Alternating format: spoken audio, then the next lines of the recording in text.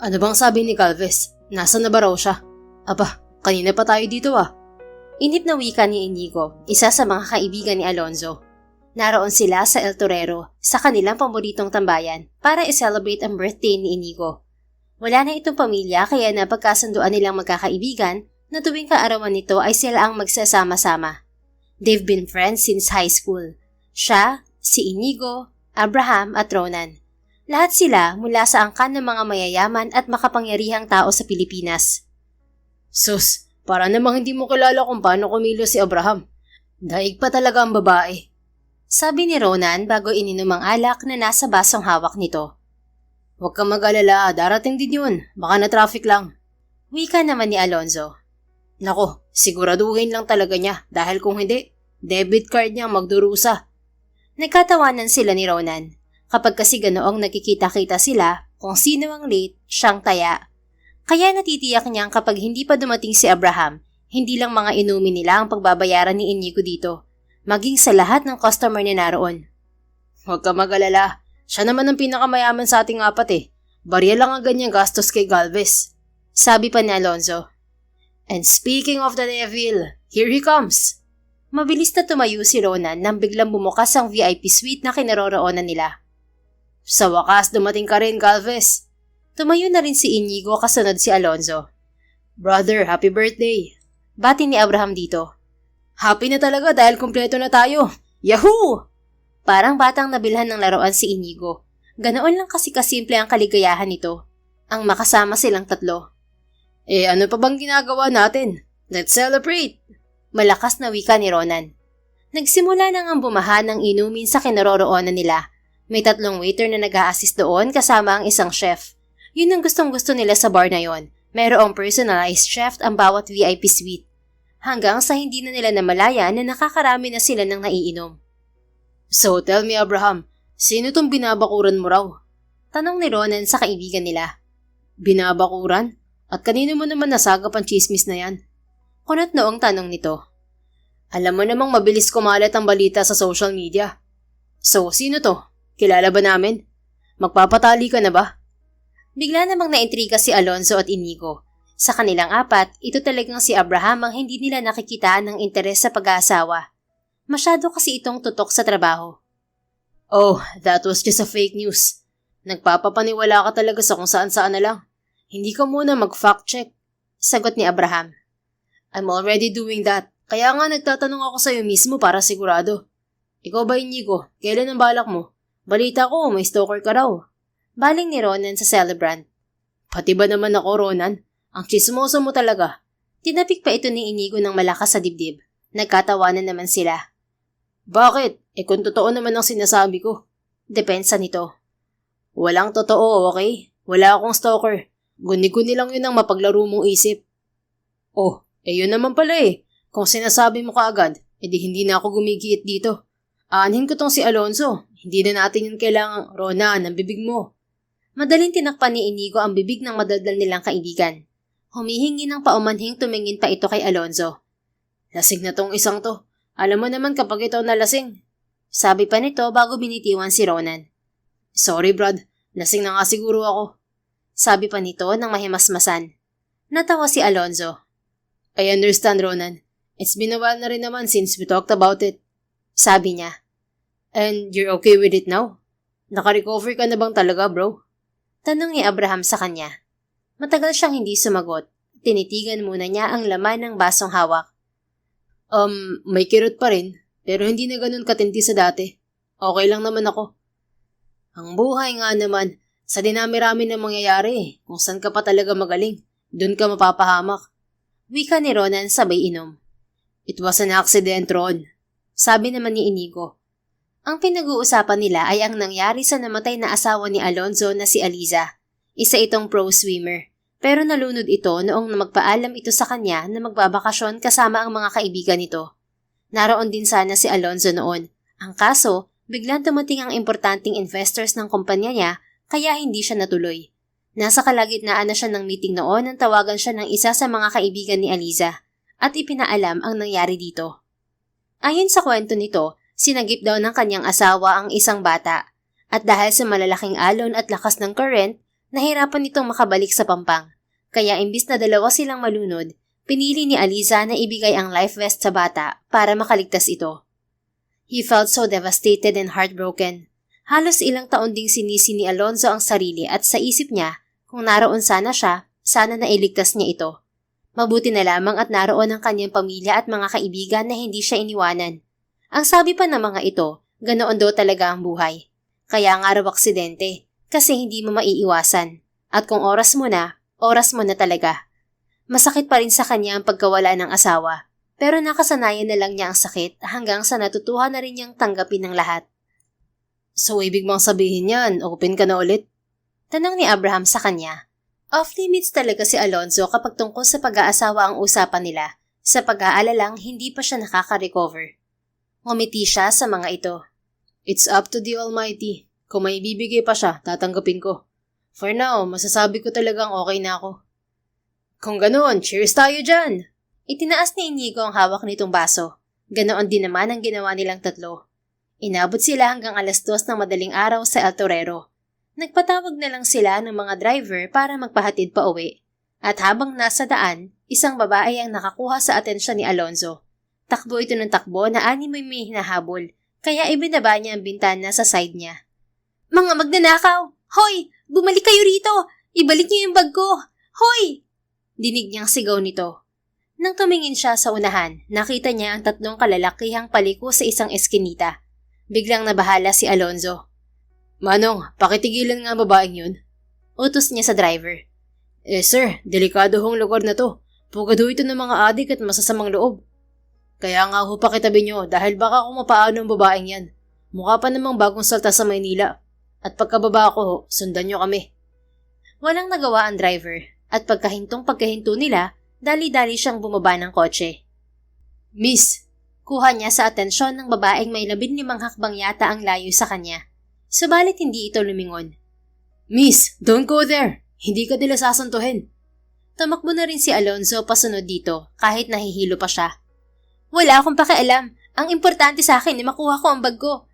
Galit nitong tugon at mas lalo pang binilisan ng pagtakbo. Nahimigan niya rin na may puntong Bisaya ito. Miss, hindi mo alam ang sinasabi mo. Kung mahal mo pang buhay mo, titigil ka ngayon din. Tumigil naman nga ang babae. Muntik pa siyang mangudngud sa likod nito dahil halos magkasunod na sila. Mas malaki kasi siyang humakbang kaysa rito dahil hindi hamak na mahahaba ang bias niya. Biglang naglupagi ang babae at parang batang nag-iiyak. Napakamot na lang si Alonzo sa kanyang batok habang pinagmamasdan ang nakakaawang sitwasyon nito. Bakit naman, Lord? Bakit? Naroon lahat ng pera ko at importanteng mga gamit. Paano na ako makakahanap ng trabaho nito? Paano na magiging buhay ko? Patuloy nitong panaghoy.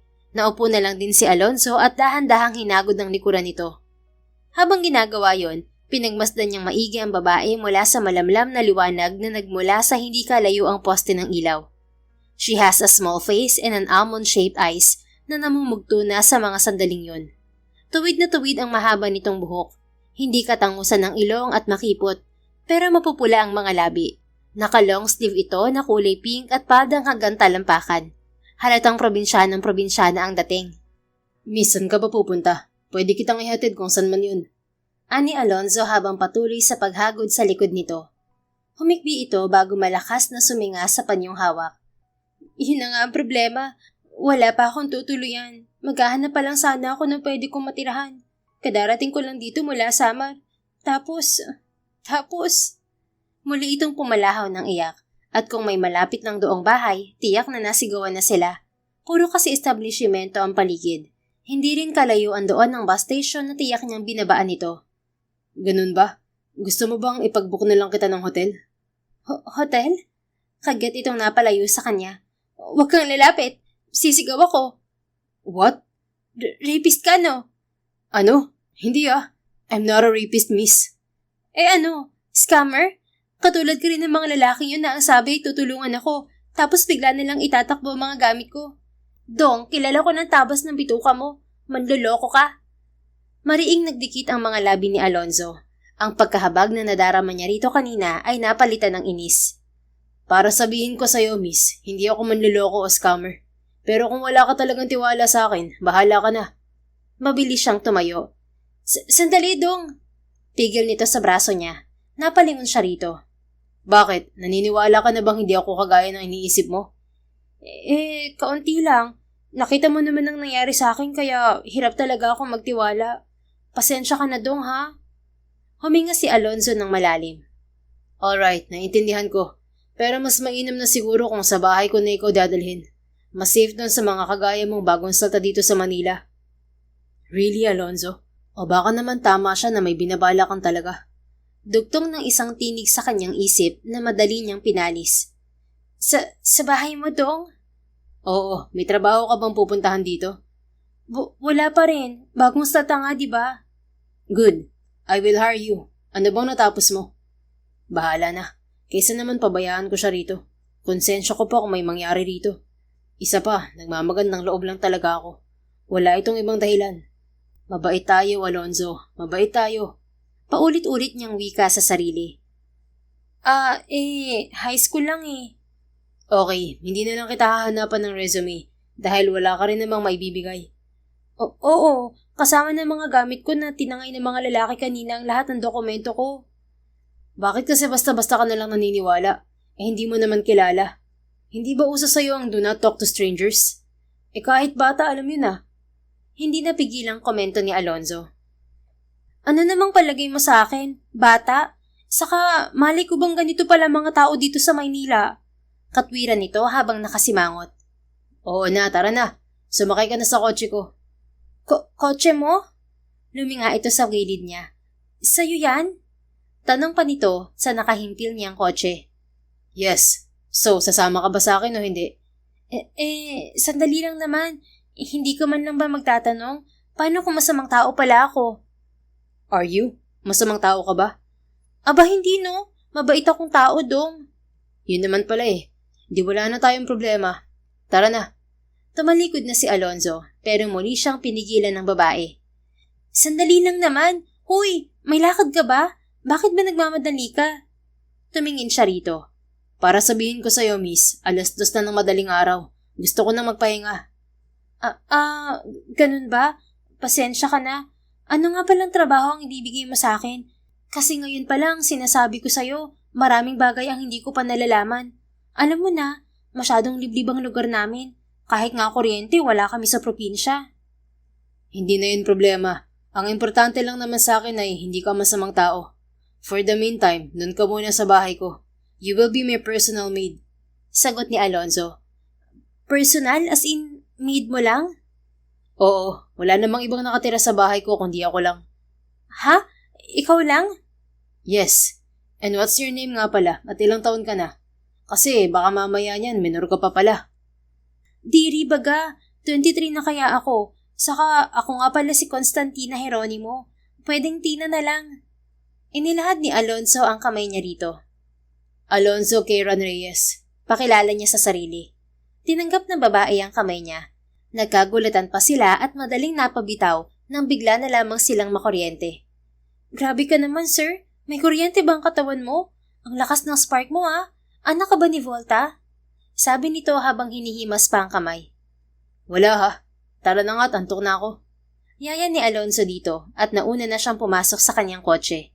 Nakita niya may pag-aalinlangan pa sa mukha ni Tina bago tuluyang naupo sa tabi niya. Manong, pakipicturean ho kami bago tayo umalis. Sabi ni Alonzo sa driver bago iniabot ang cellphone dito. Sir? Nalilitong anito. Para saan ang picture? Tanong naman ni Tina. Tumingin siya rito. Para masiguro kung hindi ka masamang loob at ganun ka rin sa akin.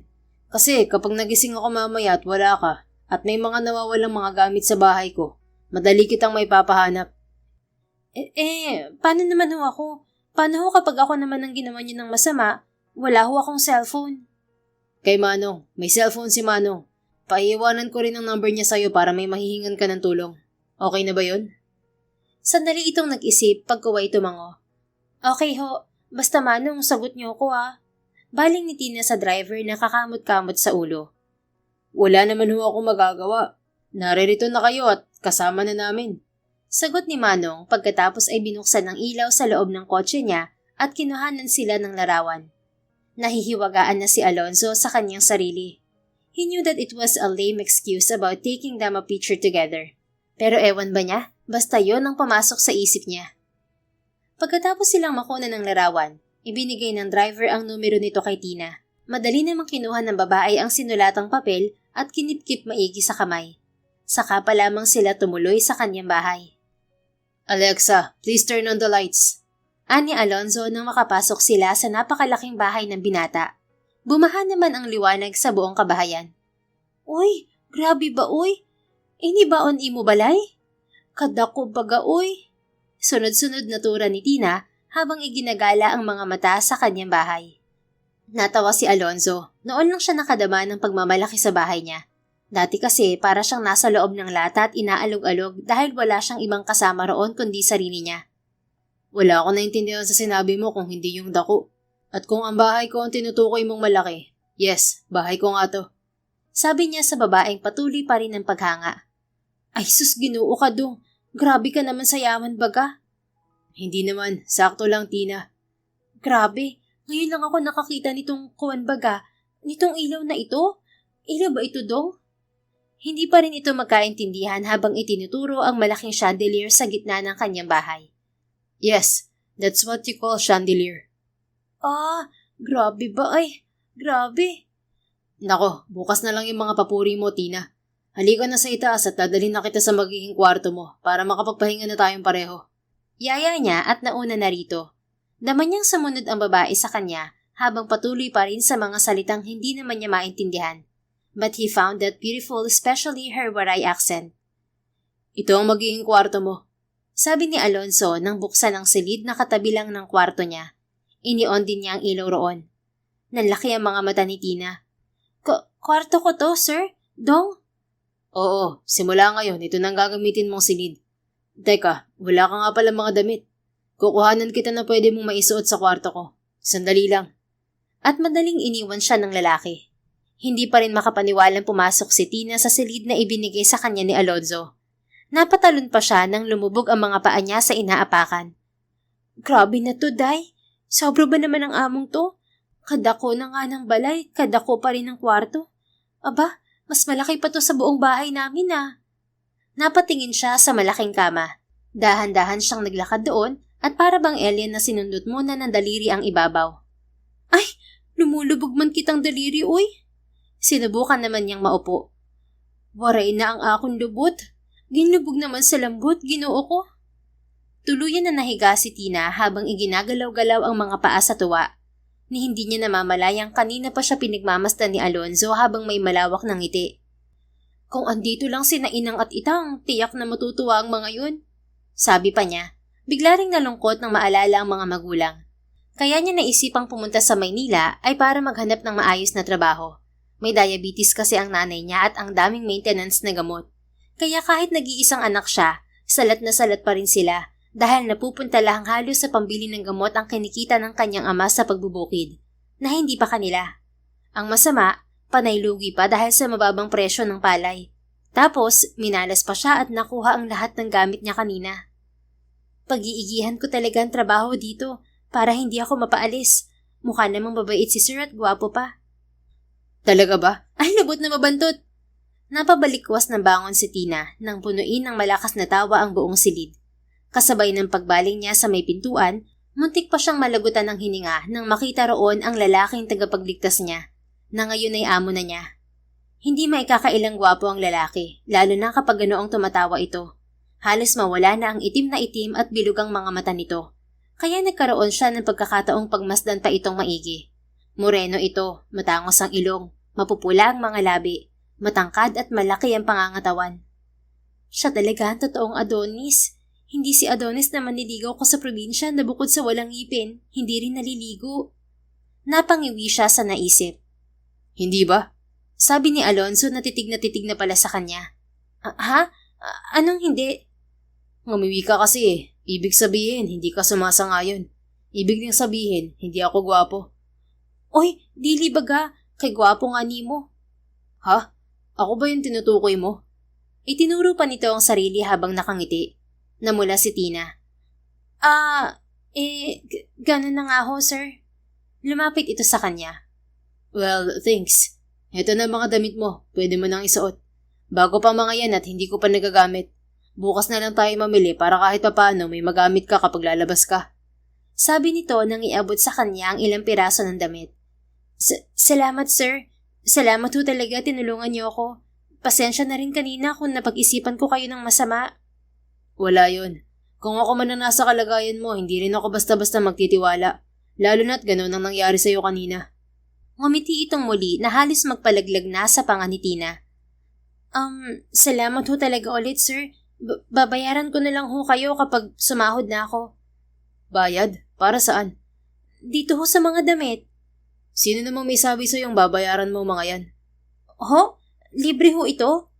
Napatingin si Tina sa mga hawak at wala sa loob yung inamoy. Dagli siyang napapikit nang maamoy ang pabangong gamit ng lalaki. Hindi tuloy niya napigilang umiti bago muling iminulat ang mga mata at tiningnan ito. Oo, libre. Sige na, bukas na lang tayo mag-usap. May mga gamit na sa banyo, bago rin ang lahat ng yun. Feel free to use it. At kung iniisip mo ang pambayad sa mga yon, wag na. Libre na lang din. Talaga, sir? Oo. Wala sa loob siyang napayakap dito. Naku, salamat ho talaga. Salamat. Oo na, tama ng kapapasalamat mo at baka naman dumugo na ang tenga ko. Napangiti si Tina, hindi aware na nakayakap pa rin sa kanyang amo. Ang bango-bango kasi nito at ang init-init ng katawan. Baka pwede mo na akong pakawalan. Gusto ko nang matulog, Tina. Oo nga pala. Sorry ho. Madali siyang kumawala sa pagkakayakap sa bagong amo. No worries. Good night, Tina. Good night, sir. Yumukod pa siya at pinagmasdan ang paglabas nito sa pinto at muling pagsara niyon. Nang masigurong malayo na ang kanyang amo, nagtatalon siya kasabay ng impit na pagtili. Kagwapo, uy! Kabango pa! Para siyang sira na ini-imagine pang kayakap pa rin niya ang lalaki habang mahigpit na yakap-yakap ang mga damit na ibinigay nito. Mukhang sinuswerte na rin ako kahit papano. Okay na rin nawala ng mga gamit basta kasing gwapo niya ang tagapagligtas. Muli siyang tumili, pagkuway nagtungo sa banyo, at kung ano ang reaksyon niya kanina sa karangyaang nakita, ganoon din ang masilayan niya ang banyo. Ang ipinagtataka pa niya, walang timba at tabo roon, kaya manghang-mangha siya nang pihitin ang gripo at kusang lumabas doon ng tubig. Nag-iiba pa ang timpla ng tubig base sa ikot na ginagawa niya sa gripo. Kaya naman para siyang bata na tuwang-tuwang naligo. Sa kanila kasi ay bomba lamang ang gamit na patubig. Minsan ay amoy at kulay kalawang paambugan ng tubig na may kasamang mga buhangin. Kaya kailangan nilang salain para mapakinabangan. Nang matapos sila ay madali siyang nagbihis at nag-toothbrush. Kinuskus muna niyang maigi ang mahabang buhok sa kanahiga. Ay, sana talaga kasama ko sina Inang at Itang. Pero di bale, ipaparanas ko rin sa kanilang ganitong buhay. Pero hindi naman ganito karangya dahil imposible naman yun. Basta yung maayos at hindi kami namomroblema sa gastusin. Nakangiting wika niya bago ipinikit ang mga mata. Kinabukasan kahit wala siyang alarm clock na tilaok ng manok, gumising pa rin siya ng napakaaga dahil yun na ang nakasanayan niya sa probinsya. Pagkatapos niya maghilamos at mag-toothbrush, sinuklay lang niya ang buhok at bumaba na. Madilim pa dahil iilang ilaw pa lamang ang bukas roon. Kagabi noong dumating sila roon, nagsalita lang ang kanyang amo, tapos bumukas na ang lahat ng ilaw. Hindi niya lang yun napagtuunan ng pansin dahil mas nauna ang paghanga niya sa kabahayan. Tumuloy si Tina sa nasisiguro niyang kusina. Ang kaso, lahat ng gamit doon maliban sa kaldero, sandok, baso, kutsara at plato ay hindi niya alam kung paano gamitin. Paano naman ako magsisimulang magtrabaho kung hindi ko alam gamitin ang mga to? Ginlaga sana ako ng tubig ay. Makainuman lang ng kape. Kaso paano ba ito buhayin? Tanong niya sa sarili habang nakatingin sa gas stove.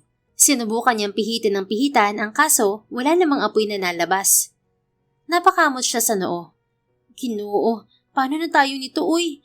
Nakakahiya naman kay Sir Pogi kung wala man lang ako maihahanda sa kanya.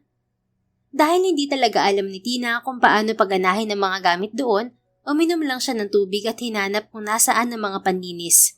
Madali naman niya yung natagpuan at sinimulan ng linisin ng kabahayan na wala man lang kahit na anong alikabok.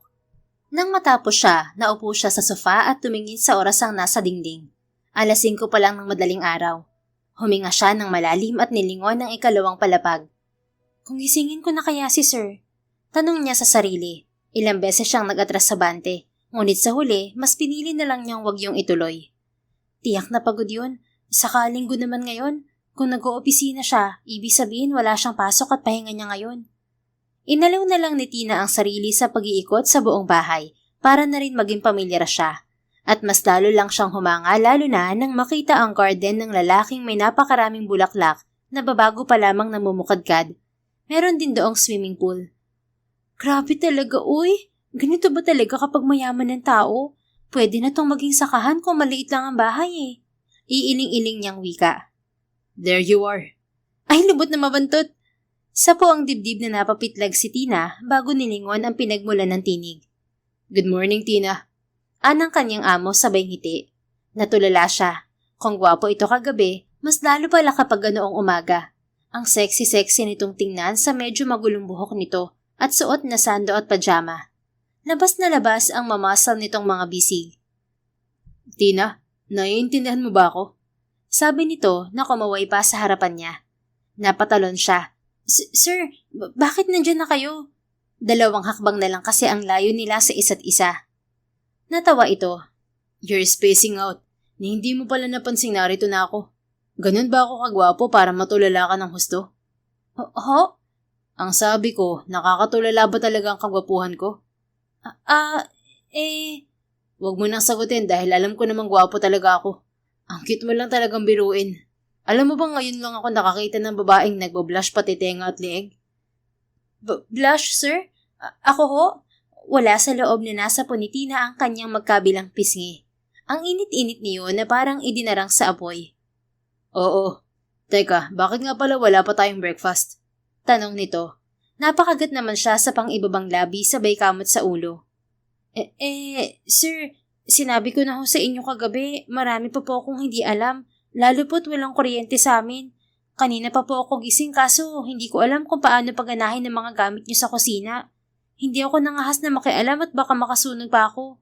Alam niyo na, bago po akong baba sa bundok. Ganoon ba? Tamang-tama talagang linggo ngayon. Marami tayong gagawin at pwede rin kitang maturuan. Halika sa loob. Sige ho. Madali ka naman sigurong matuto, ano? Aba, oho naman. May mga kilala rin naman ho ako mga gamit ninyo. Kagaya nung Frigidaire ba yun at kalang-digas? Nakakita na ho ako niyon kaso sa bayan pa. Okay. Wala namang problema kung hindi mo kilala ang mga gamit ko. Basta kapag may hindi ka alam, itanong mo agad sa akin. Nakakaunawang wika nito habang naglalakad sila patungong kusina. Kaso sir, nag-oopisina ho ba kayo? Ano ho bang negosyo ninyo? Hindi na napigilang itanong ni Tina. Ako ba? May-ari ako ng chain of restaurants at hotels sa iba't ibang panig ng Pilipinas at Asia. And yes, nag-oopisina ako. Hotel ho? Saka restaurant? Yung mga kainan na parang karinderya pero sosyal? Natawa ito. Oo, sosyal na karinderya. Yaan mo, mamaya dadaan tayo sa isa sa mga branch ko sa mall kapag namili na tayo. Talaga ho? Ibig bang sabihin nun, makakakain na rin ako ng imported? Naku, sa totoo lang hindi pa ako nakapasok sa loob ng mall, sir. Kung ganon, ipapasok kita mamaya. Makakakain ka na rin ng imported. Pero bago yun, kumain na muna tayo ng almusal. Oho ba? Basta ituro niyo sa akin kung paano gamitin ang kalan ninyo. Kung hindi niyo ho na itatanong, magaling ako magluto. Gusto ko nga maging cook eh. Kaso mahirap lang ho kami kaya hanggang high school lang ako. You want to be a chef? Tanong nitong tila naging interesado. Chef ho? Ulit ni Tina sa sinabi ng amo niya. Yeah, that's what you call a cook. Chef siya in profession. Basta tagaluto ho. Oho. Napangiti itong muli. Pareho pala tayo ng hilig. Kaya nga ako nagtayo ng restaurant kasi I'm a frustrated chef. Kahit hindi naiintindihan ay tumango na lang si Tina at nagpatuloy sa pakikipagkwentuhan dito hanggang sa makarating sila sa kusina. Unang itinuro sa kanya ni Alonzo kung ano-ano ba ang gamit ng sinasabi niyang Frigidaire. Muli, hindi niya napigilang humanga at mamangha, lalo na nang magsimula na ang amo sa pagluluto. Have you seen a rice cooker, Tina? Tanong ni Alonzo habang hawak ang kaldero ng rice cooker. Aminin man niya o hindi, pero nag-e-enjoy siyang turuan ng babae. Halata ang kainosentehan sa mukha nito at pumapalatak pa sa waray na salita. Lalo na kapag may ginagawa siyang para dito ay kakaiba. Rice ano, sir? Bigas ba yun? Muli siyang natawa. Since he woke up, hindi na niya mabilang kung ilang beses na ba siyang tumawa. Hindi naman yun mahirap gawin para sa kanya. Hindi nga lang madalas dahil wala namang ibang nagpapasaya sa kanya, kundi ang kanyang mga kaibigan. Rice cooker. This one. Itinuro ni Alonzo ang tinutukoy. Ganito, bubuksan mo muna ito at kukunin ang kanyang pinakakaldero. Tapos lalagyan mo to ng bigas at huhugasan. Ang tubig kung ilang takal ng bigas, ganun din karami. O pwede rin yung nakasanayan mong pagsusukat ng tubig sa daliri. Same lang naman.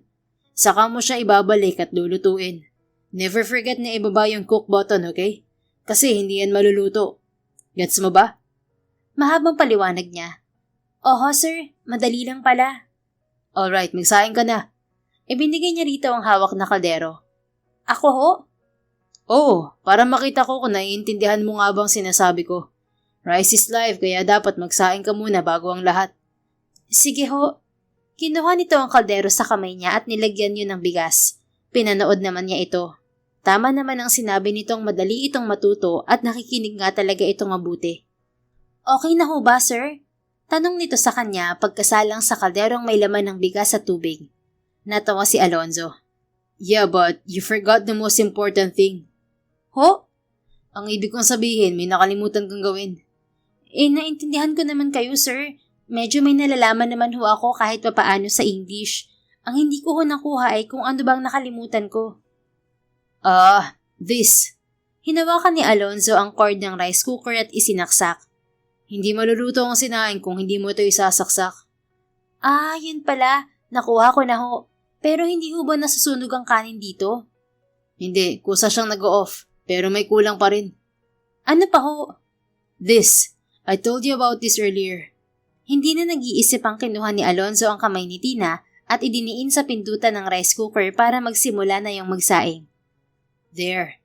Hindi rin maluluto ang sinaing kung hindi mo yan pipindutin. Sabi niya sabay lingon dito. Nagtama ang mga mata nila dahil titig na titig pala ito sa kanya. Halata ritong hindi na rin halos humihinga. Natatawang binitiwan niya ang kamay nito. So, alam mo na ba ngayon kung paano magsaing? Walang imik itong tumango. Kinastigo naman agad niya sarili.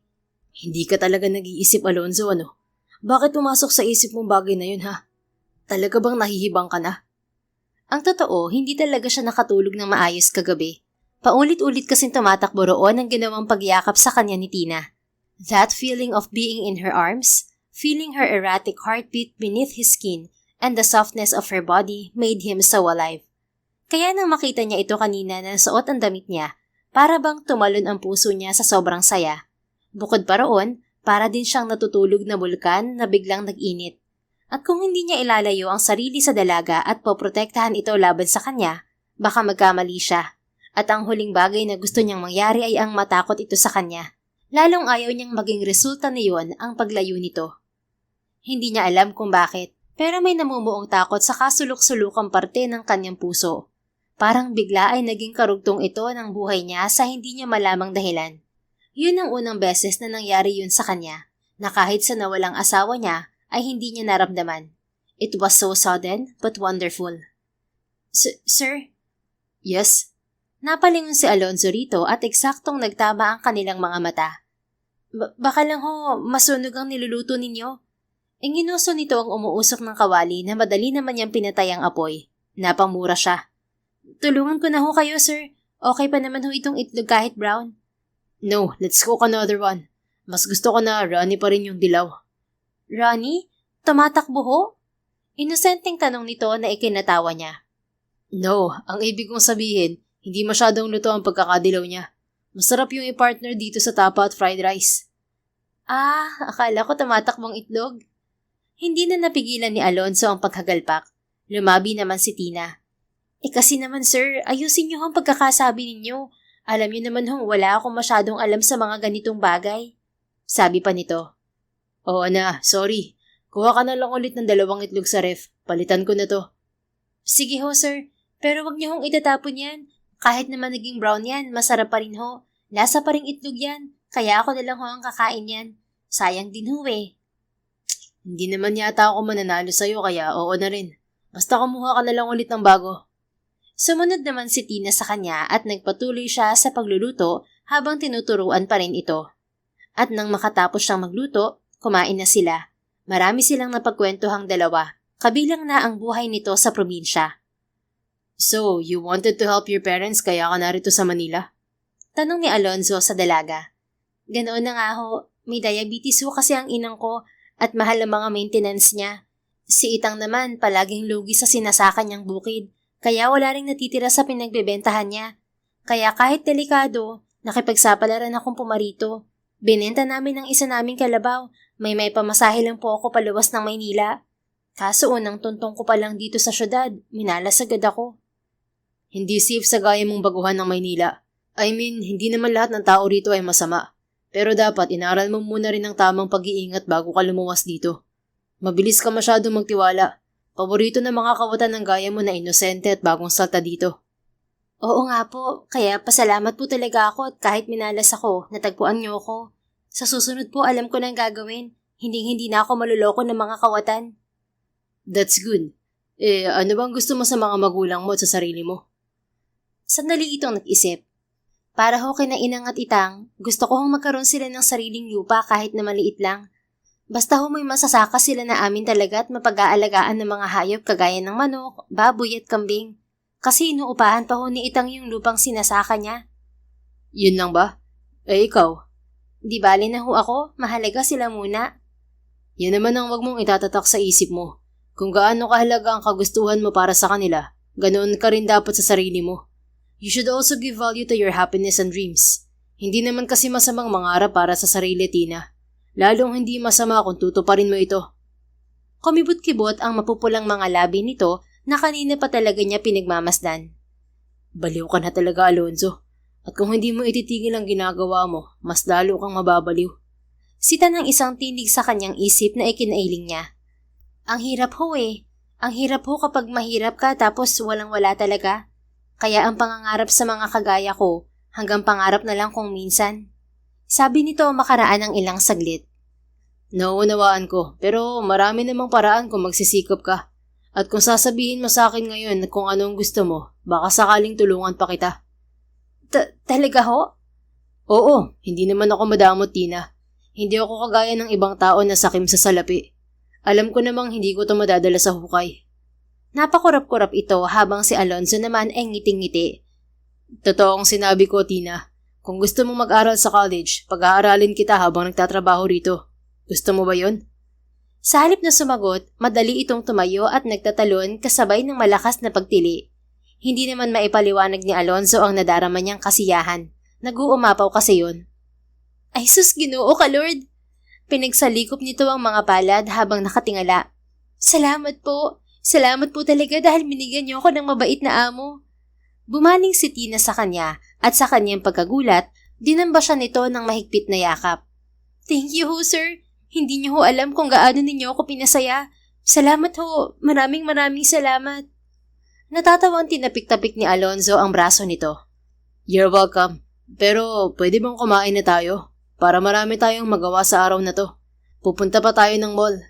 Ay, oo nga pala. Pasensya na sir. Super saya lang ng inday ninyo. Oo na, kain ka na. Sumunod naman ito. Nang matapos silang kumain, itinuro pa niya ang mga bagay na dapat nitong malaman. Sinabi niya rin dito kung ano ang madalas na kinakain niya, maging ang oras ng gising niya at kung ano ang ginagawa niya. Dinala niya rin ito sa kanyang silid para ibilin dito ang mga dapat nitong gawin doon. Pagkatapos, pinagbihis na niya ito. Hindi naman siya nagreklamo na ang damit nitong suot nung nakaraang gabi ang isinuot nito. Mabango pa rin naman ang dalaga dahil bagong ligo ito. Her natural scent was lingering on his nose. Nakakaadik yung amuyin. Gosh, Alonzo. Stop. Tigang na tigang ka ba at astang manya ka na dyan? It's been 5 years for God's sake. I'm like a dormant volcano, but then she came and made me feel so many emotions. So anong gusto mong gawin ko? Just stop. Pagtatalo ng kanyang isipan, nakapamili na sila noon ng mga kailangan nito. Ayaw pa sanang tanggapin ni Tina ang binili niyang cellphone dahil sobra-sobra na raw ang ginagawa niya para dito. Pero sinabi niya ritong kailangan nito yun, lalo na kung may iuutos siya. Kaya wala itong nagawa kung hindi ang tanggapin ninyon. Let's go to my resto. Yaya niya kay Tina na panay ang hagod sa suot nitong dilaw na bestida. Pinagpalit niya ito kanina, pati na ng binili niyang doll shoes. Bagay na bagay naman yun dito. Muntik pa nga niya itong hindi makilala at dama niyang lalong lumobo ang paghanga niya rito. Normal pa naman ako, hindi ba? Natawa na lang si Alonzo sa mga tumatakbo sa kanyang isip. Don't worry, bagay na bagay sa'yo ang suot mo. Sabi niya na ikanalingon nito sa kanya. Talaga ba, sir? Yes, you look so beautiful on it. Beautiful ho? Aha, you're beautiful, Tina. Namula ito at parang pinitpit na luyang iniipit ng ilang hibla ng buhok sa tenga nito. Salamat, sir. Naiiling na lang si Alonzo at ang ngiti ay tila ipinagkit na sa kanyang mga labi. Halika na bago ka pa matunaw dito. Hinawakan niya ito sa kamay. Nakita niyang napatingin doon si Tina pagkuway sa kanya. Nakangiting tumango lang naman siya rito. And what made his heart skip a bit was when she smiled back at him. Pakiramdam niya sandaling huminto sa pag-ikot ang kanyang mundo. Wala rin siyang nakikitang ibang tao sa paligid kundi sila. At kung hindi pa tumunog ang cellphone niya, hindi pa mapuputol ang mahikang bumalot kay Alonzo. Oh, sandali lang. Binitiwan niya ang kamay ni Tina at tiningnan kung sino ang caller. Nakita niyang si Inigo yon. Hinarap niya ang dalaga. Sagutin ko lang to. That's my restaurant. Mauna ka na sa loob. Sabihin mo lang ang pangalan ko. Sabi ni Alonzo at itinuro ang tinutukoy. Okay po. Tumango pa si Tina bago tinungo ang itinuro ng lalaki. Pagpasok niya roon, agad siyang hinarang ng isang waiter. Miss, saan ka pupunta? May reservation ka ba? Tanong nito.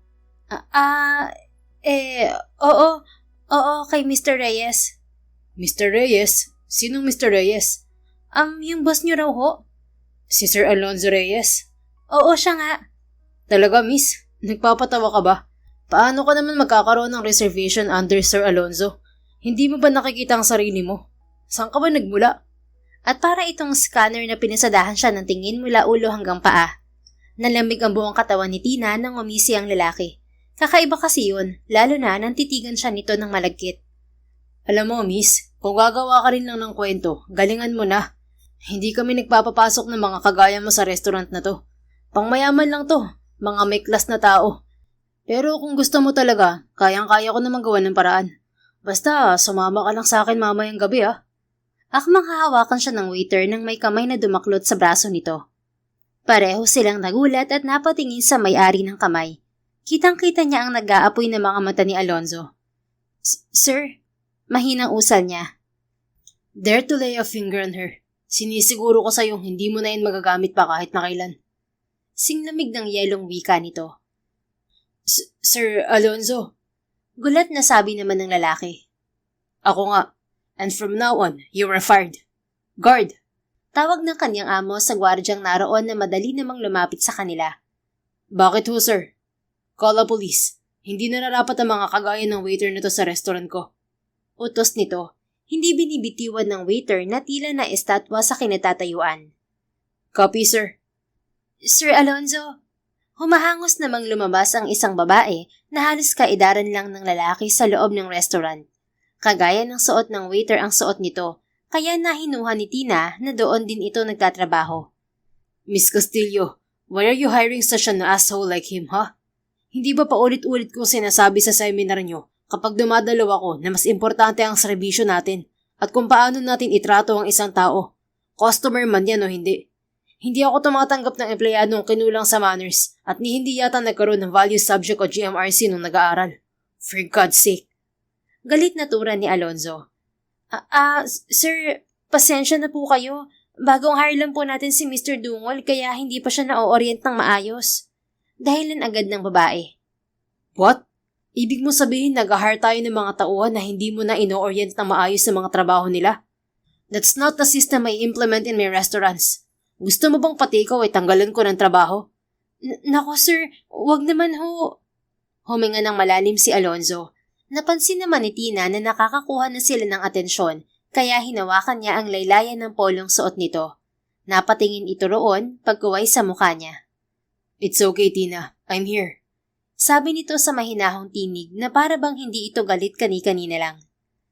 Pero sir, marami na hong nakatingin sa atin. It's fine. Kailangan nilang maturuan ng leksyon. And don't you ever think na ganito ang lahat ng staff ko. Nagkataon lang talaga to. Ayos lang naman ho. Pero hindi sa akin. Pero hindi naman ho niya ako sinaktan. Hindi nga, pero hinaras ka niya. That's sexual assault. At hindi ako kagaya ng ibang amo na nagtotolerate ng mga kagaya niya. Lalo na kung ikaw ang involved. Hindi pwedeng basta ko nilang ito palagpasin. Dahil kung hindi ngayon, baka ibang tao naman ang mabiktima niya. Ibang babae. At kapag nangyari yun, hindi ako patatahimikin ng konsensya ko. Hindi na lang kumibo si Tina. Hinayaan na lang niya si Alonzo na ayusin ang lahat ng yon bago sila kumain. At masasabi niyang masasarap lahat ng pagkain sa restaurant nito, na kung walang nangyari, baka mas masaya sila. Ngunit kahit na ganoon, doon niya napatunayan na mabuting tao talaga ang boss niya. Pakiramdam pa nga niya espesyal siya rito. Subalit agad niyang binalaan ng sarili na wag mahuhulog dito. Mahirap na ring umasa, baka siya lang ang masaktan sa huli. May isang buwan na rin nagtatrabaho si Tina kay Alonzo, kaya mas lalo pa niyang nakilala ang lalaki. Hindi lang ito basta mabait, kung hindi ubod ng bait. Ito mismo ang nagpapaasikaso ng mga papel niya para makapag-enroll siya sa culinary school. Binigyan rin siya nito ng sahod na 30,000 na alam niyang sobra-sobra pa dahil wala naman siyang masyadong nililinis at ginagawa sa bahay nito. Lalo't lagi lang naman siyang mag-isa. Tapos, pinadalhan pa nito ng pambili ng cellphone at power bank ang kanyang mga magulang para daw hindi niya namimiss ang mga ito at palaging nakakausap. Yun nga lang, kailangan pang bumaba ng mga ito ng bayan para makicharge ng phone. Pero plano niyang bilhan ng mga ito ng solar na para lamang sa pang-charge ng phone. Ganoon kamaalaga ang amo niya, kaya naman mas pinagbuti pa niya ang pagtatrabaho dito. Himala, hindi ba nagpalit ng tuwalya niya si Sir? Bakit walang laman tong laundry basket? Iginala ni Tina ang mga mata sa paligid. Bumalik pa siya sa banyo para siguruhing wala nga ang hinahanap doon. Nang walang makita, nagtungo siya sa closet ng lalaki. Malinis naman yon at ang tanging wala sa ayos ay isang drawer. Nakalimutan siguro niyang isara kanina. Lumapit siya roon at akmang isasara na ng masilip kung ano ang laman niyon. Napakunot ang noon ni Tina at tuluyan na yung binuksan. Napakagad siya sa labi nang makitang wedding picture yun ni Alonzo at ng isang magandang babae. Wala sa loob na napahawak siya sa dibdib dahil pakiramdam niya pinipiga ang puso niya. Ibig sabihin, kasal na siya? Pero, mariin siyang napakagat sa labi ng manginig yun. Parang maiiyak siya kaya madali niyang ibinalik sa drawer ang frame at isinara yun. Pagkatapos, malalaki ang mga hakbang na lumabas siya sa silid ng amo. Sa nakalipas na mga araw, hindi lang nakilala ni Tina si Alonzo. Napalapit na rin siya rito ng husto, kaya kahit anong sabi niya sa sarili na iwasan to, na wag magkagusto rito, hindi niya magawa. Ngayon, aminado na siyang hulog na siya rito. Maghapong iniisip ni Tina ang nakita. Hindi tuloy siya nakapagtrabaho ng maayos. At nang dumating ang kanyang boss, tahimik lang siya na napuna naman nito. May problema ka ba, Tina? Tanong nito habang kumakain na sila. Mas gusto kasi nitong palagi silang sabay kumain at nagkukwentuhan. Oho? Napalingon siya rito. Titig na titig ito sa kanya. You're spacing out. Anong problema mo? Problema ho, sir? Wala. Wala? Oho, kumain na lang ho tayo para maaga kayo makapagpahinga. Tina. Anito sa tonong kayang magpasunod ng kahit na sino. Ho? Sagot niyang nakayuko sa pagkain nasa plato, kahit hindi naman yata yun nababawasan. Constantina Jeronimo, look at me. Wala siyang nagawa kung hindi ang salubungin ang mga mata nito. Isa pa, noon lang siya tinawag ng lalaki sa buo niyang pangalan. Tell me, ano talagang problema? Napabuntong hininga si Tina, pagkaway nilaro-laro ang hawak na kutsara. Ano, magsasalita ka ba o hindi kita kakausapin ng isang linggo? Untag nito. Oho, wag naman ho. Madali niyang sagot. So, sasabihin mo ba sa akin na gumugulo sa'yo o hindi? Teka lang naman, sir. Nag-iipon pa ako ng lakas ng loob eh. Alright. I'll count 1 to 5. 1, 2, 3, 4. Ang bilis niyo namang magbilang, sir. Ano nga? Muling huminga ng malalim si Tina. Ano ho kasi? May asawa na ho ba kayo, sir? Asawa? Saan mo naman nakuha ang ideyang yan? Tanong nito na nangungunot ang noo. Kinagat muna niya ang labi bago sumagot. Sa kwarto niyo ho, may nakita akong picture habang naglilinis. Natawa ito. Yun ba? Yeah, she's my wife. pero matagal na rin siyang wala. Wala ho? Ibig sabihin nasa ibang bahay o lugar? Sumama ho sa ibang lalaki? No, wala as in, patay na siya. Matagal na. Tumango-tango si Tina. Biglang bumalik ang sigla sa muka, pero nang maisip ang sinabi nito, muli siyang nakaramdam ng lungkot. Sorry sir, hindi na dapat ako nagtanong. No, it's okay. Maiging ang alam mo na para hindi na ako mahirapan. Mahirapan ho? Saan?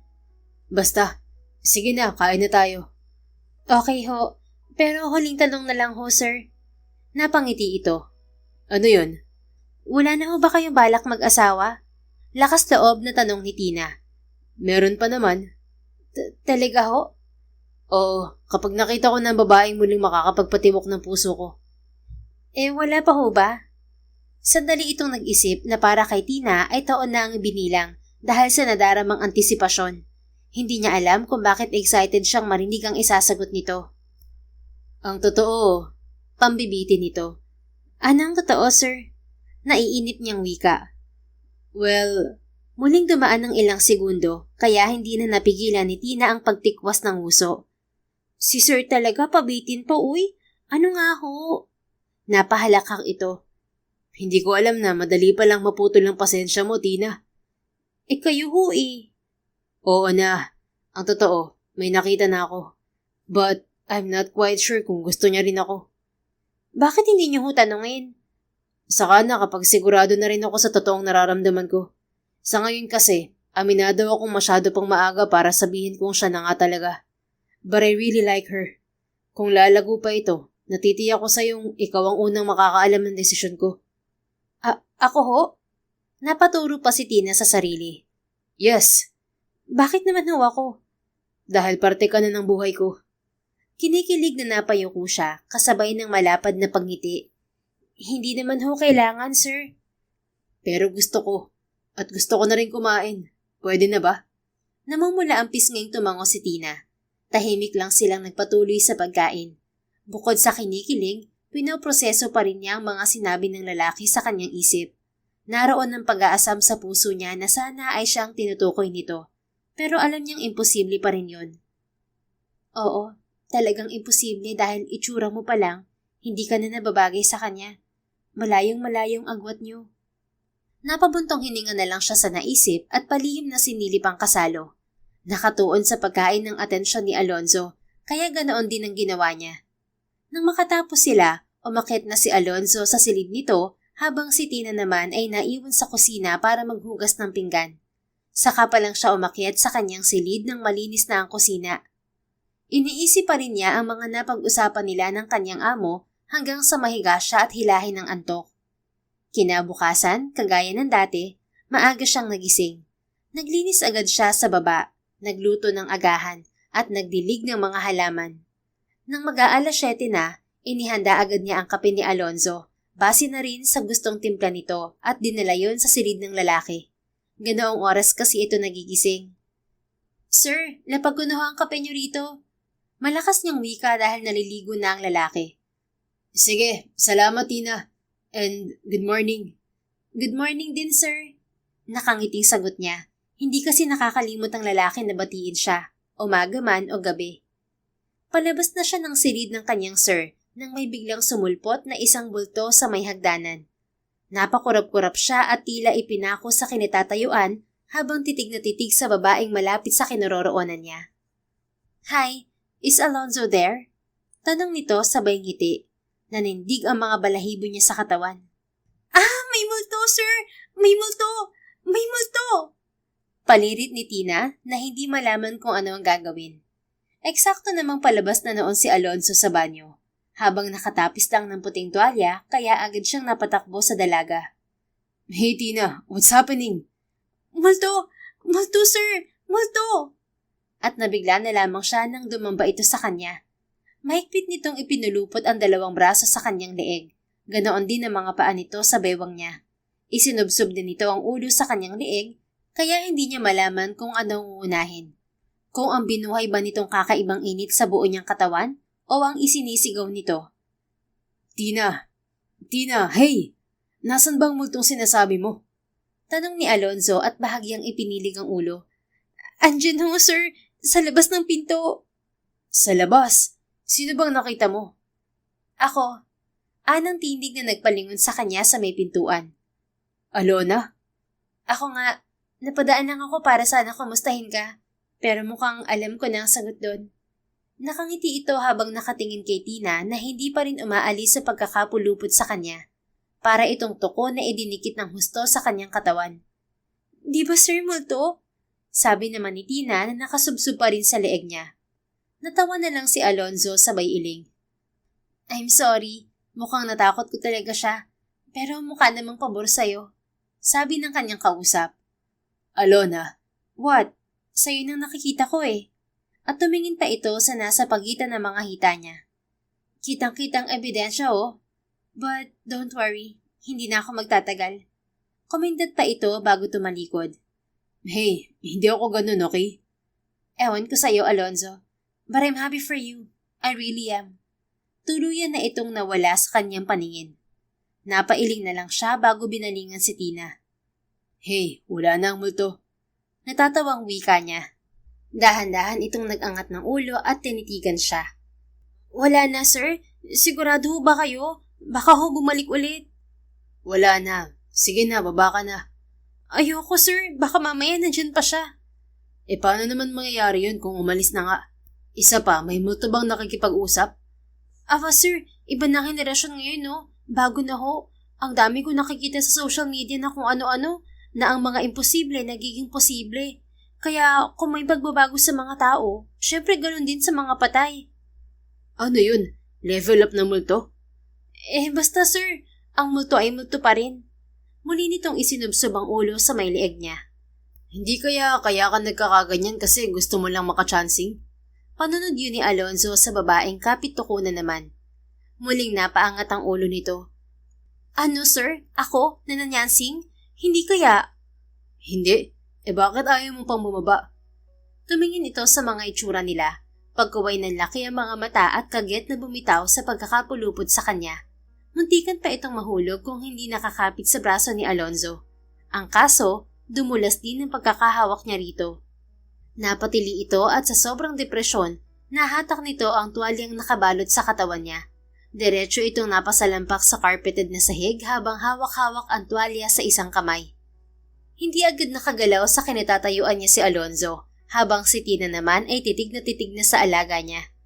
Mas lalong namilog ang mga mata nito kasabay ng ilang beses na pagkurap.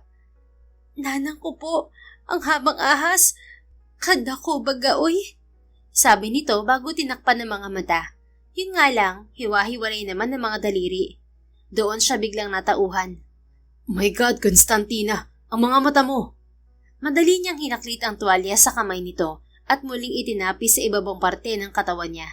Damang-dama niya ang pag-iinit ng kanyang tenga. Nawala ng ahas! Nawala ng ahas! Hoy Tina, pinag-iinteresan mo ba tong alaga ko? Kanina ka pa, nananyansing ka na, naninilip ka pa. Aba, iba na yan ah. Aba naman sir, hindi ko na ho kasalanan kung nasilipan ko kayo. Aksidente ho yun oy. Kuwan baga. Aksidente. Sige na, lumabas ka na at magbibihis na ako. Taboy ni Alonzo sa dalaga. Kung hindi ko gagawin to, baka pasukin ng kadiliman ng isip ko. Mahirap na. Ano sir? Ako ho lalabas? Ayoko ho. Paano yung multo? Mas pipiliin ko naman hong matuklaw ng ahas kaysa ko mausap ng multo. Isa pa, pwede ko ring labanan ng ahas dahil buhay na buhay siya. At parang sirang umiti pa ito sa kanya. Napahagod siya sa kanyang batok. Alright, kung gusto mo makipaglaban sa ahas, tumayo ka dyan. Sir? Sabi mo lalaban ka sa ahas, so tumayo ka na dyan. Naku sir, wag po. Kagyat itong napayakap sa sarili kaya lihim na napangiti si Alonzo. Hindi kasi niya alam kung nagbibiro ba itong kaharap niya o seryoso. Pero mukha namang seryoso kasi halatang natakot talaga. Anong wag po ka dyan? Tayo na dyan. Ayoko sir, binabawi ko na ho sinabi ko. Ayos na ho ako dun sa multo, hindi na ho ako takot. Hindi ka natakot? Talaga? Oho. Talaga? Lumapit pa siya rito kaya madali itong umatras. Natawanan ng tuluyan si Alonzo. Yan ang hirap sa'yo, Tina. Hindi ka marunong magtanong. Hindi mo ba naisip na totoong tao ang kaharap mo kanina? Anyang hindi nawawala ang pilyong ngiti sa mga labi. Totoong tao ho?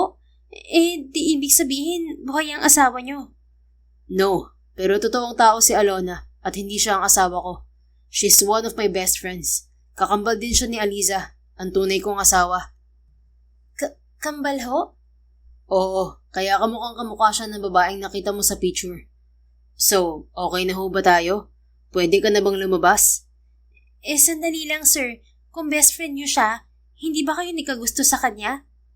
Napakunot ang noo ni Alonzo. Bakit mo naman nasabi yan? Kasi ho, kamukha siya ng asawa niyo. Hindi naman ho imposible yun, hindi ba? Nanlaki ang mga mata nito. Aha, siya ho ba ang tinutukoy ninyo? Siya ba ang babaeng nagugustuhan ninyo? Hindi nakaligtas sa mapanuri niyang mga mata ang paglukot ng mukha nito, kaya napailing na lang siya. Basang-basa na kasi niya si Tina, pero humahanap pa siya ng tiyempo para sabihin ang totoong nararamdaman niya rito. Ano sir? Siya nga no? Tanong nitong muli sabay ngiwi. Hindi siya ang tinutukoy ko, Tina. Hindi rin ako magkakagusto sa kanya dahil kapatid na ang turingan namin sa isa't isa. Isa pa, may sarili ng pamilya si Alona. Siguro nag-aalala pa rin siya sa kalagayan ko kaya siya nagpunta rito. She's like that, basta na lang sumusulpot.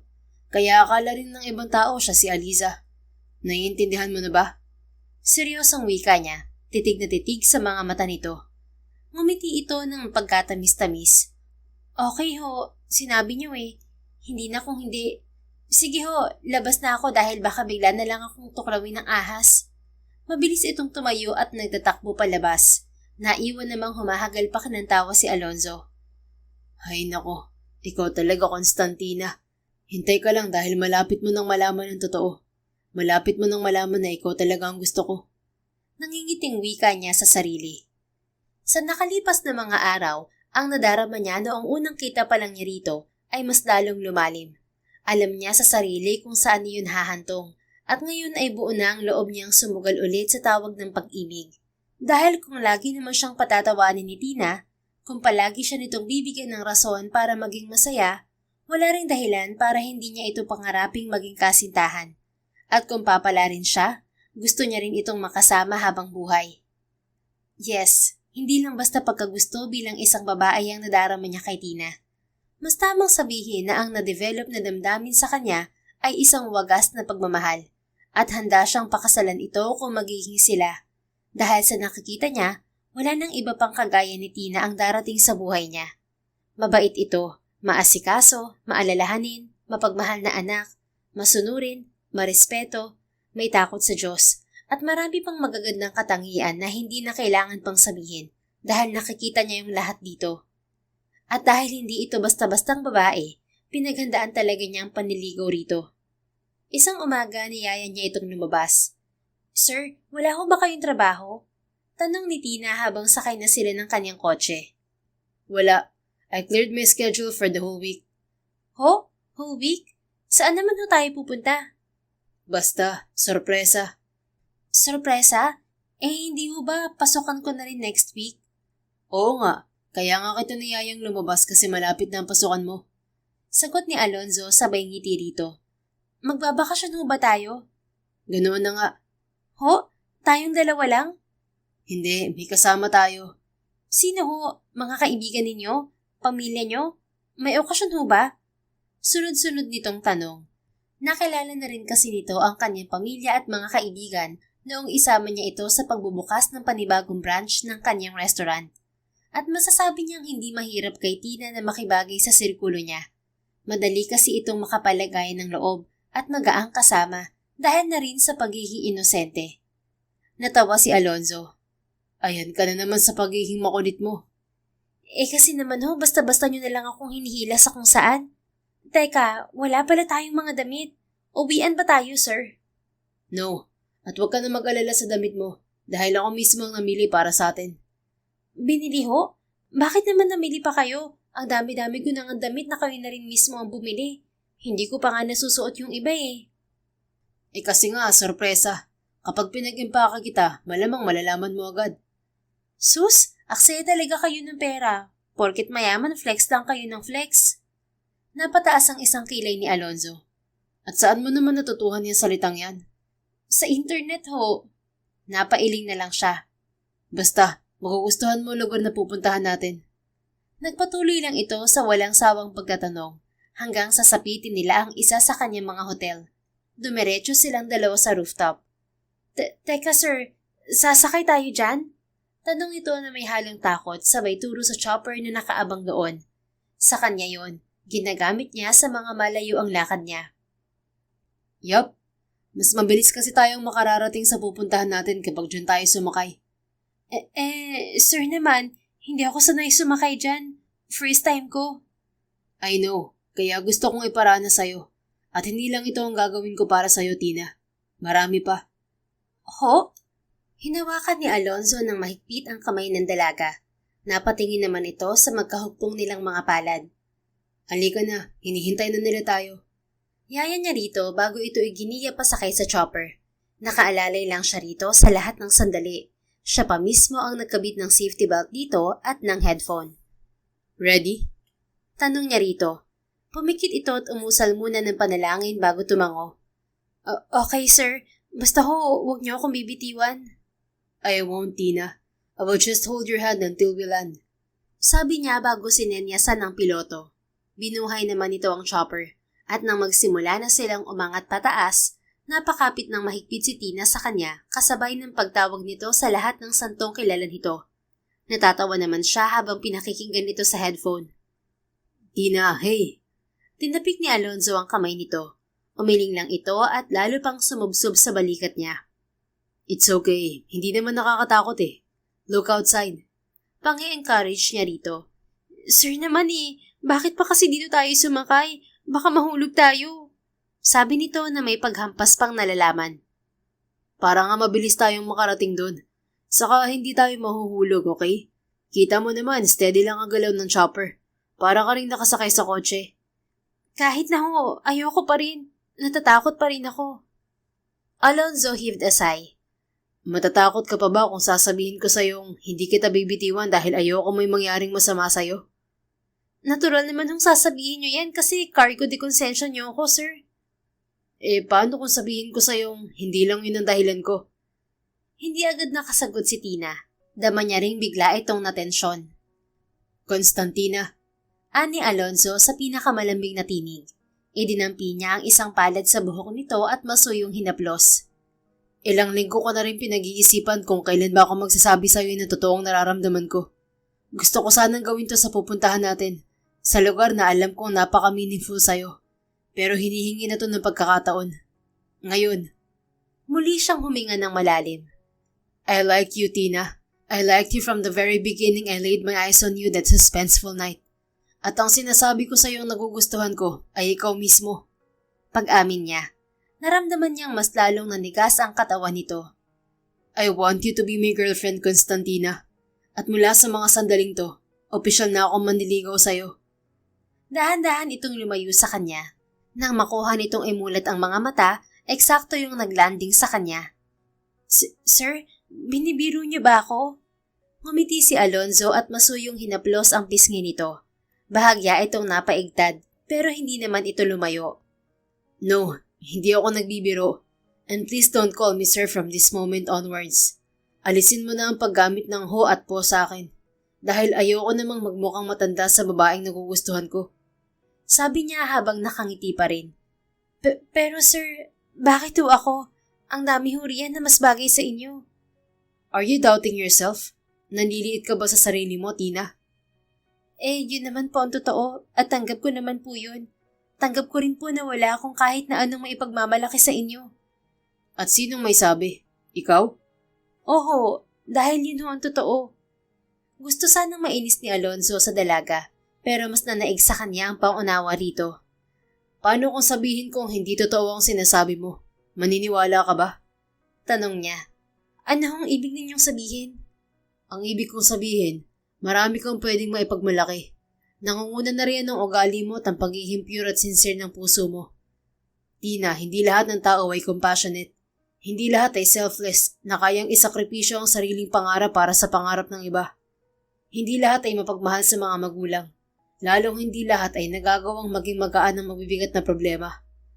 Pinisil niya ang kamay nito at hindi ito hinihiwalayan ng tingin nang muling magsalita.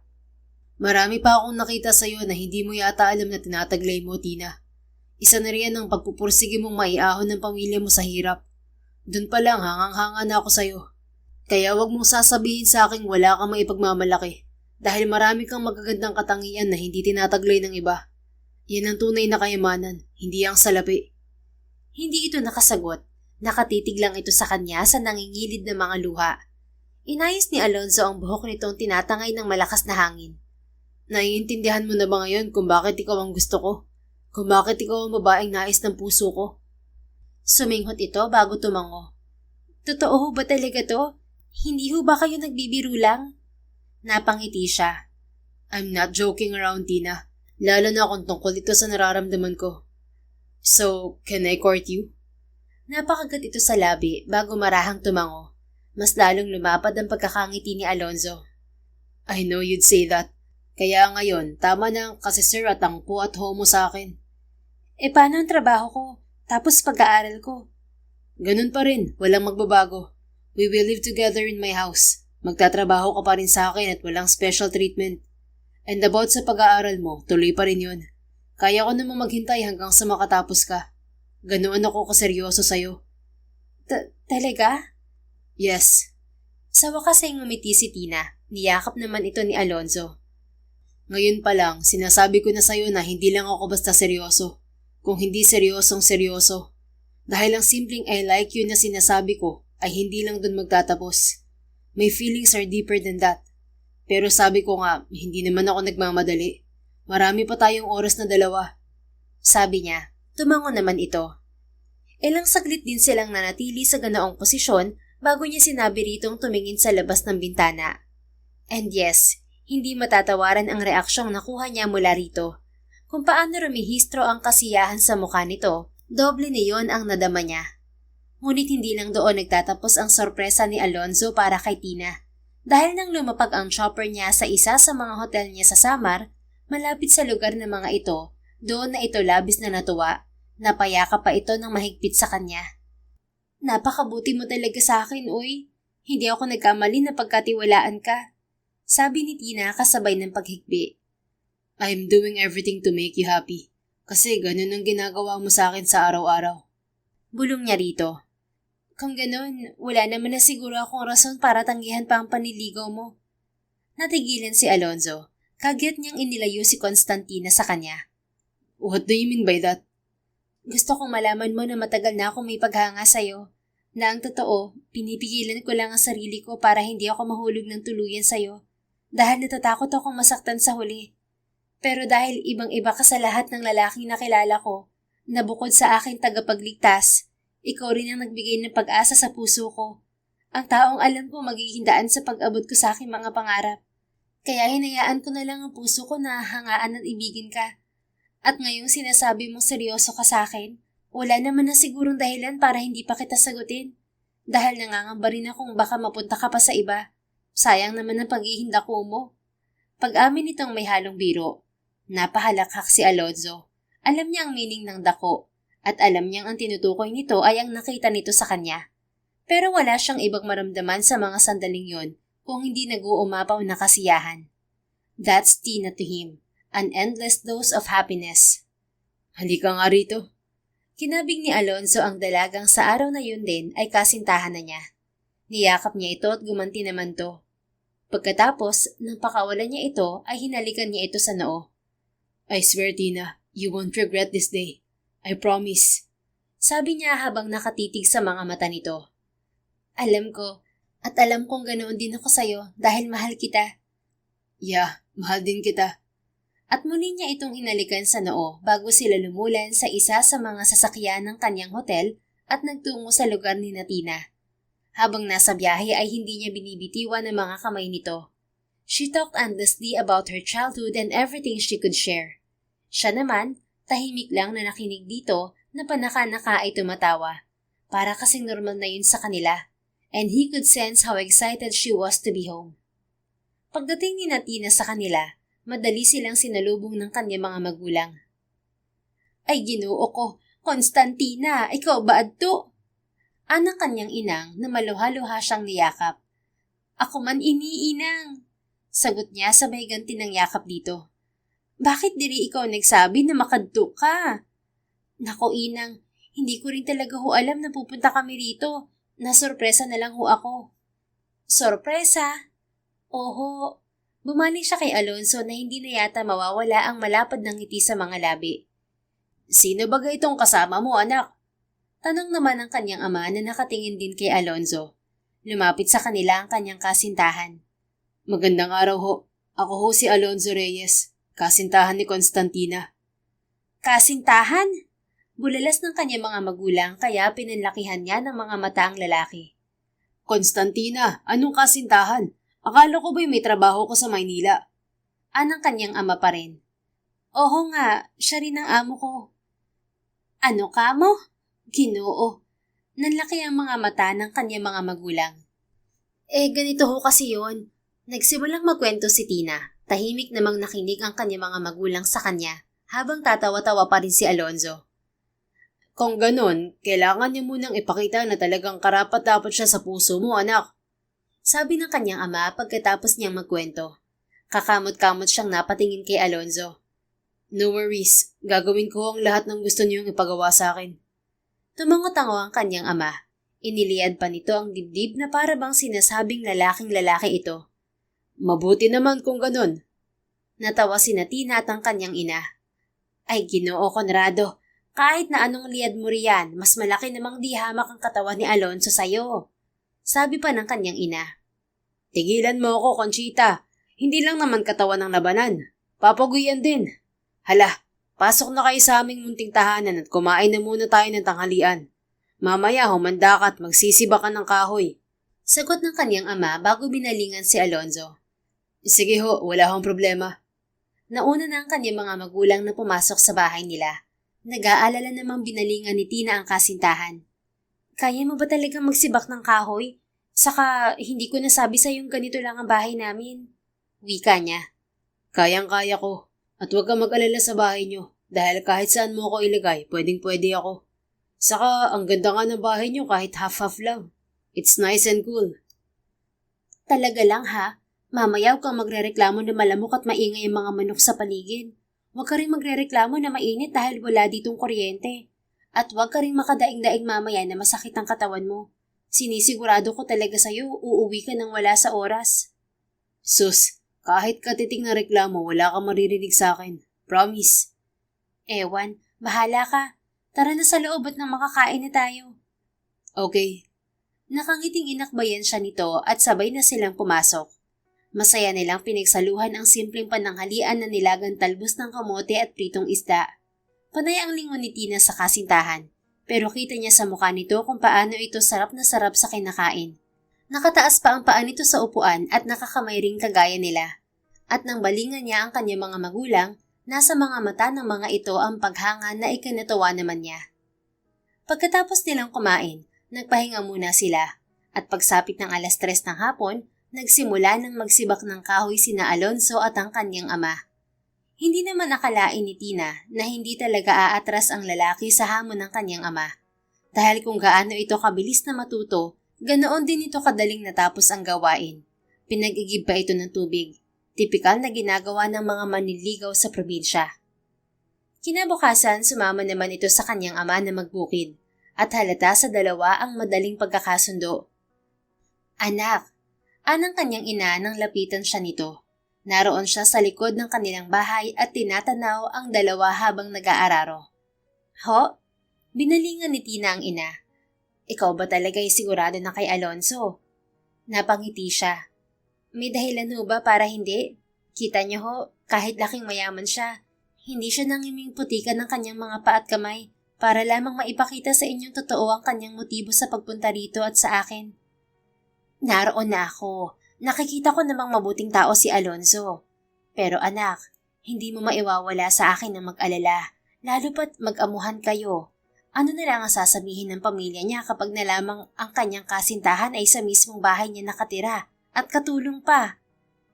Huminga ng malalim si Tina at kinuha ang kamay nito. Nang, alam kong hindi niyo ito mapapaniwalaan, Pero mabubuting tao ho ang pamilya ni Alonzo. Nakilala ko na ho sila. At kung anong nakikita nyo ngayon sa kanya, ganoon din ho. Siguro ho, totoo ang kasabihang hindi namumunga ng mangga ang punong mansanas. Isa rin ho sa itinuro sa akin ni Alonzo ay ang huwag maliitin ang sarili dahil marami daw ho akong tinatagong yaman na hindi kayang bilhin ng salapi. Ito naman ang napabuntong hininga. Kung ganon, basta lagi kang mag-iingat, kayong dalawa. Huwag ka rin makakalimot na tumawag sa amin at magdasal. Oo naman. Niyakap niya ang ina at muling tiningnan ng kasintahan. Nakatingin na rin ito sa kanila habang panay ang kaway. Gumanti naman siya ng kaway rito habang nakangiti. Pagkatapos ng isang linggong bakasyon, bumalik na sina Tina at Alonzo sa Maynila. At kagaya ng sinabi ng kasintahan sa kanya, wala pa ring nagbago sa kanila maliban na lamang sa pagiging extra sweet nito. Hatid sundo rin siya nito sa eskwela na labis na ikinahihili ng kanya mga kaklase. Pinayuhan pa siya ng mga ito na wag nang pakakawalan pa si Alonzo. Sa isip ni Tina, hindi na talaga. Dahil alam niya, wala na siyang ibang mamahalin kung hindi ito lang. Mabilis na lumipas ang isang taon na hindi nila namamalayang dalawa.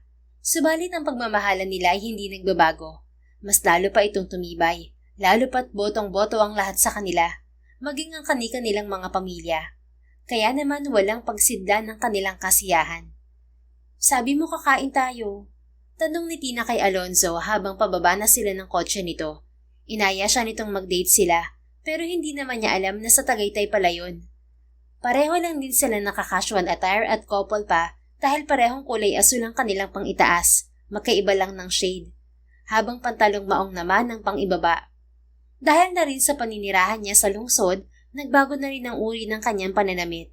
Kaya ang dating probinsyana niyang itsura, napalitan ng karespe-respeto at kahangahangang babae. Oo nga, ano ba nakikita mo? Sabi nito. Tumingin siya sa kanilang kinaroroonan sabay kunot ng noo. Pero bakit parang walang tao? Sigurado ka bang hindi sarado ang resto na yan? Of course, halika na sa loob. Hinawakan nito ang kamay niya at iginiya siya papasok sa loob ng restaurant. Subalit nang bumukas ang pinto niyon, sinalubong agad sila ng malamyos na tugtugin. Namatay rin ang mga ilaw at ang pumalit ay ang mga kandilang nakahilera sa sahig na noon lamang napansin ni Tina. Anong meron? Ngumiti si Alonzo sa kanya at inakay siya hanggang sa pinakagitna ng restaurant kung saan nakapaikot ang mga kandila. Alonzo, kinakabahan na ako. Ano ba to? Ano ba tong sorpresa mo na naman? Tanong niyang muli. Ngunit sa halip na sumagot, may dinukot ito sa bulsa at lumuhod sa harapan niya. Napasinghap siya ng malakas nang buksan na nito ang maliit na kahon at tumamba doon ang kumikinang na diamante. I know I said that I will wait for you. Pero hindi naman siguro masama kung maniguro talaga akong sa akin ng bagsak mo. Kaya ngayon, gusto kong patunayan sa'yo kung gaano talaga ako kaseryoso. Na ang tanging hiling ko na lang ngayon ay ang makasama ka habang buhay at mapasaya natin ang isa't isa. Will you marry me, Constantina Jeronimo? Kasabay ng pagpatak ng kanyang mga luha ay ang sunod-sunod niyang pagtango. Oo naman. Alam mo naman siguro kung gaano kita kamahal, hindi ba? I know. Tumayo ito at isinuot sa daliri niya ang singsing. At sa kauna-unahang pagkakataon, hinalikan siya ni Alonzo sa mga labi. Lalong naluha si Tina dahil alam niya kung gaano kalaki ang respeto sa kanya ni Alonzo. Na kahit sa iisang bahay sila nakatira, alam nito ang limitasyon nito. Nang bumukas ang ilaw sa paligid, nagulat na lang siya nang pumunuroon ang malakas na palakpakan. At ang ikinataba ng kanyang puso ay nang makita ang kanyang mga magulang na madaling yumakap sa kanya para batiin sila. Masaya kami para sa inyong dalawa mga anak, wika ng kanyang inang. Kami rin balae, sabi naman ng ina ni Alonzo na yumakap din sa kanya. Basta ang gusto ko na lang ngayon ay makalaro na ang mga magiging apo ko dahil hindi na tayo bumabata. Hindi ba balae? Saad naman ng ama ni Alonzo sa kanyang ama. Ay, oo naman balae. Basta malulusog na apo, ayos na ako dyan. Natatawang naiiling na lang siya nang tingnan ng kasintahan. Kinabig naman siya nito at inakbayan. Huwag ko kayo mag-alala, Itang, Dad. Gagawa ho kami oras na maikasal na kami. Naks, yan ang gusto namin sa iyo, Reyes eh. May isang salita. Pahalik nga. Malokong wika ni Inigo. Hoy, tigilan mo nga ako. Nahihili ka lang eh. Agad na sinalag ni Alonzo ang bibig ng kaibigan nito, kaya nagkatawanan sila. Hindi gusto mo bang pustahan? Sabi pa nito. At ano namang pustahan? Si Ronan. Kung sino ang susunod na ikakasal sa atin, libre niya ang bakasyon natin. Trip to Europe. Ano?